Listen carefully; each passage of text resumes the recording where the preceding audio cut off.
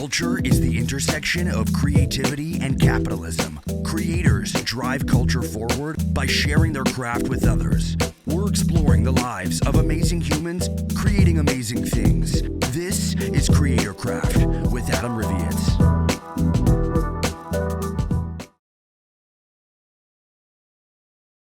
I feel like the most important thing for me in looking for someone to join the team is actually just an openness to continually learn and not think that you know everything. And I think sometimes when people come out of university with a communications degree, they're like, well, I know everything. And you're like, well, no, because unfortunately the real world changes at such a fast pace that what you think you know, then you don't know in a couple of weeks.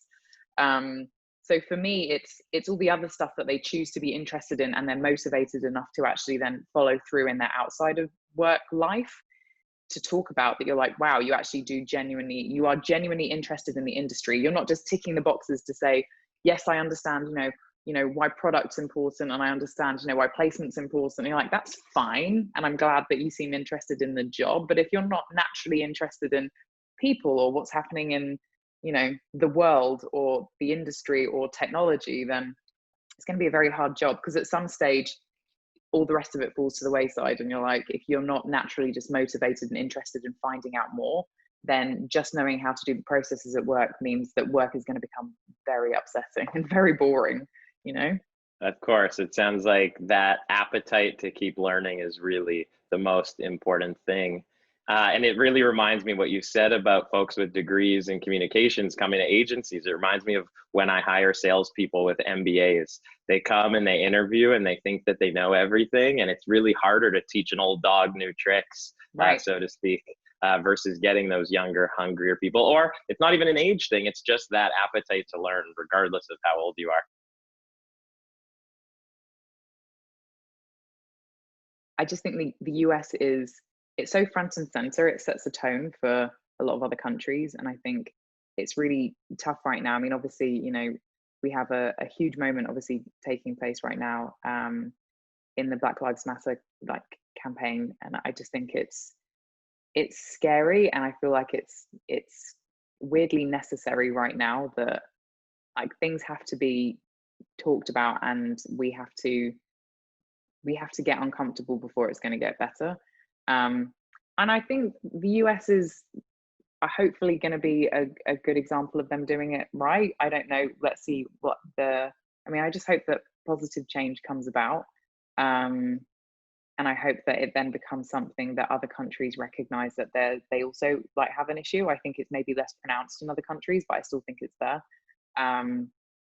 So, I have hope that the US will get better.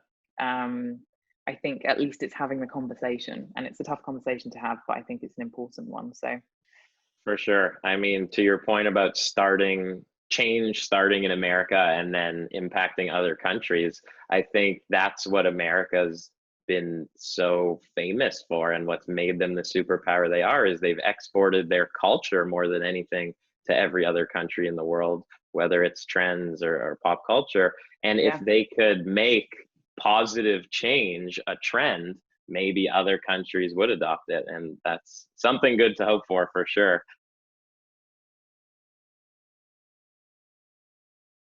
So what does being a feminist mean to you? You have it in your Instagram bio. You post a lot about equal rights. There was actually one of my favorite tweets of yours where you said you felt like your tampon was lit on fire because you just read an article about a guy who was bashing women in PR, calling them brats and bitches, and you wrote a whole post about how that made you feel. So in that same vein, what does it mean to be a feminist to you? Feminism is obviously equality for everyone, and I think it kind of lends itself quite nicely to the prior conversation. I think, again, from moving to different countries and getting a bit more perspective, I think, recognizing that even as a white feminist, I'm part of the problem, and realizing that my struggle is a very teeny slither on what many, many millions and millions of other people face, I think, is important to recognize. And I think that being a feminist for me is recognizing that everyone deserves respect, irrespective of what gender they are, how they view themselves, and like what gender they associate, they associate themselves with, and the color of their skin. Like no one should be judged on any of that stuff.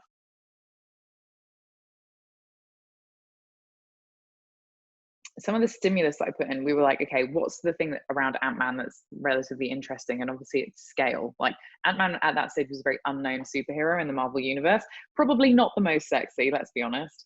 So we were like, okay, let's look at previous examples of where we've seen scale used in a really interesting way. And I have to say, Lego is one of the best examples for this. And we actually had a lot of Lego examples in there.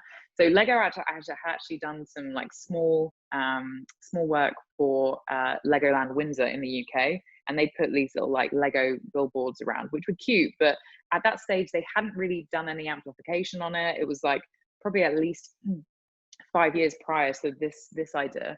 And then they had this other awesome campaign where they basically had a huge Lego brick that was hanging from a crane, and I was like, this is awesome. So I was like, what can we think about as we're playing around with our brainstorming around the sense of scale? And we had a range of different ideas that came up around it, including the world's smallest ad break, where we were going to shrink everyone's ad down to a teeny weeny size and try and get a roadblock and stuff.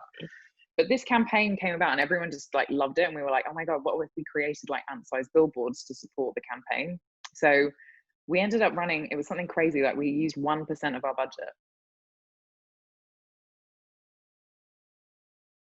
Your Innovators Award, could you speak to maybe what you did to achieve it, how you were nominated, or what that process was like, and then the actual day of getting the award? I mean, we have such an awesome marketing team at Carat, and they've always been great champions of I guess people just trying to do things differently. So I feel very lucky to have the support of the business in knowing that obviously pushing innovation and creativity is really important to everything that we do. So the Internationalist Award came around from really creating a range of different like systems and some like I guess some well recognized campaigns over the last few years that have kind of like put Carat on the map. And I think it's just trying to create a culture where coming up with an idea, or even just mentioning an idea that you think has like the husk of something there, but is also potentially a bit weird, and you're like, oh, is really important. And I think that we were looking at ways that we can encourage like building an innovation community at Carat, and making sure that we had people, irrespective of their job titles, felt that there was a community that they could go to learn about things and talk about things that they thought were interesting in market, and then be able to bring those back to their teams. And also just provide ongoing education for our teams, so they can actually then spark something and then have that conversation with the client, knowing that sometimes it's very difficult to talk to clients about new ideas and new platforms, and getting them to be brave enough to say, okay, we're going to put a small percentage of our budget into testing that. So the Internationalist Award really came around from implementing a range of, I guess, like company-wide initiatives to try and encourage some of that, to make sure that people felt like they had the opportunity to share their ideas and actually get those ideas off the ground.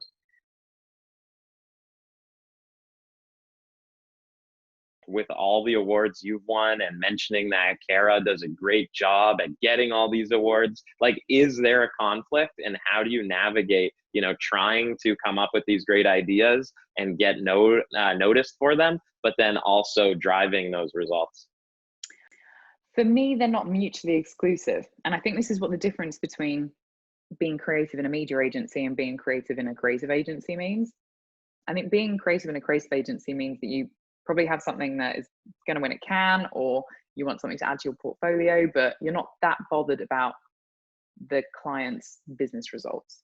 Whereas in media, we're held to the business results. If the business isn't moving, or if that concept didn't necessarily give us an idea of maybe in a way that we can move forward to help grow the business, then it's deemed a failure.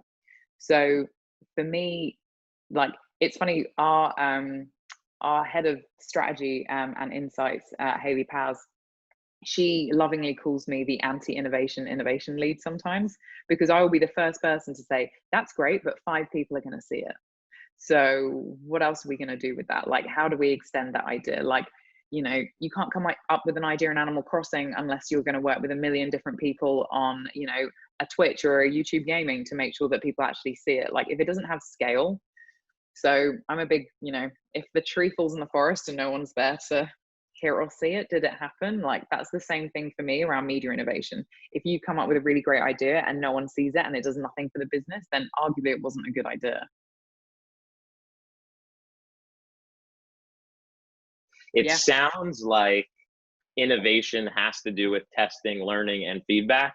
But what is your definition of innovation, and how do you bring it to life? I mean, 100%. I think innovation is about like testing something out and learning from it. And I think this is why, when everyone's like, there is no failure in innovation. And people are like, well, if you've just spent $10 million and it doesn't give you the result, then that feels like a failure. So a big thing for me is not overspending, trying to get to an answer on your hypothesis as quickly as possible, and then building on that learning, or kind of being like, okay, this actually, the learning that we got, we don't think is going to give us the result, therefore let's move on. So I 100%, I think innovation for me is about putting something to market, testing because you think there is a business reason that you should be testing it, and giving it a go. And I think that, of the brands that I feel proud of, or I'm like, damn, I wish I'd done that myself, is because they obviously tested something, and you can kind of see the journey of them being like, I'm going to try this, and then I'm going to try this, and then I'm going to try this, and then it becomes this like much bigger thing. It's because they didn't try and create for this perfect, we've got, I don't know, 5 people in our team that think this is the perfect opportunity, therefore we're going to build this huge thing out, and then we're going to launch that to market, and that's going to be the thing that we're going to bank on.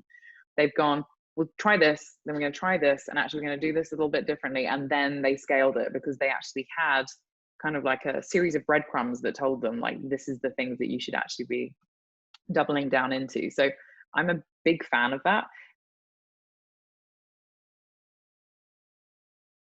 Who influences you in the business, whether they're from publishers, from TV shows? Who inspires your craft?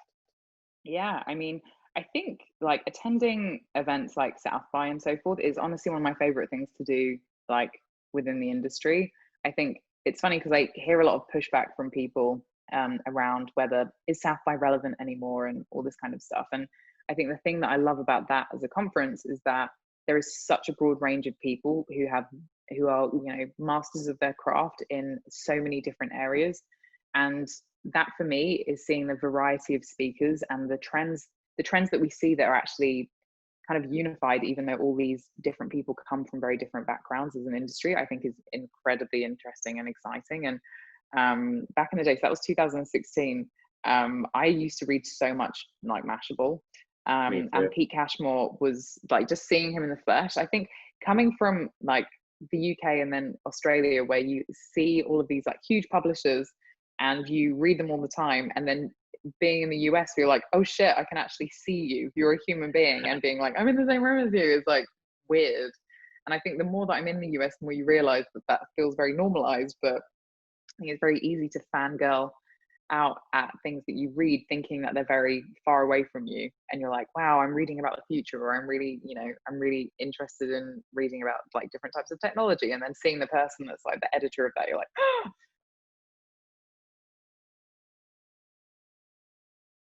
I think we're going to see a lot more in like 3D engineering, and a lot more around game design. I actually think game design is going to be our new worlds will be more based on essentially like AR mapping of messaging into our real world, and whatever that hardware is going to be. But I think the idea of 3D engineers and I guess immersive experience experts, like people who are essentially going to be building out like, what does advertising look like if you can touch it in a digital capacity, or it can act as a plus up for you in a digital experience. That we're gonna have brand new architects, and these architects will just be building essentially brand experiences within game engines. So I think for me, I'm most excited about where I think the gaming industry is actually taking the advertising industry. I think it's going to be huge. And I think, as much as people are like, oh, it's a bit of a dystopian future, and everyone's like Ready Player One and all this kind of stuff, like we are heading towards a version of that, whether it's going to be obviously what we see in, in popular culture through entertainment as like the pure version of that. But I do think that we are heading towards something like that. So I think for me, we will need to see more content creators who come from gaming engineering backgrounds? That was exactly the answer I was hoping you'd say. Word of mouth has always been the strongest form of advertising. Doesn't matter what time. Doesn't matter, like that's always been number one. And what you see from creators is that they have managed to tap into something that people feel is very human, which is word of mouth, but they've done it in a way that actually creates a mass audience for it. Because even if you're watching like the TV and it's like, oh, here's a recommendation, whatever, you know it's paid for. And even though you know it's paid for with a lot of creators as well, most of them are very quick to say, I won't recommend something to you that I genuinely don't want. So there is a level of trust there. So for me, it's managed to tap into something which is the age-old, tried and true method of best way to get someone to pick something up, word of mouth.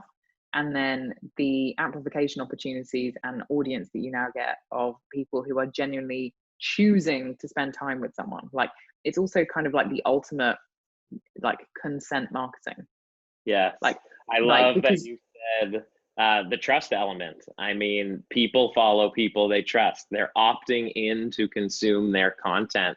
And that ties to the last tweet here. And really what we are doing at #paid, it's eliminating that influencer fraud. That's why we no longer work with influencers and focus on working with creators, because influencers are looking to make a quick buck.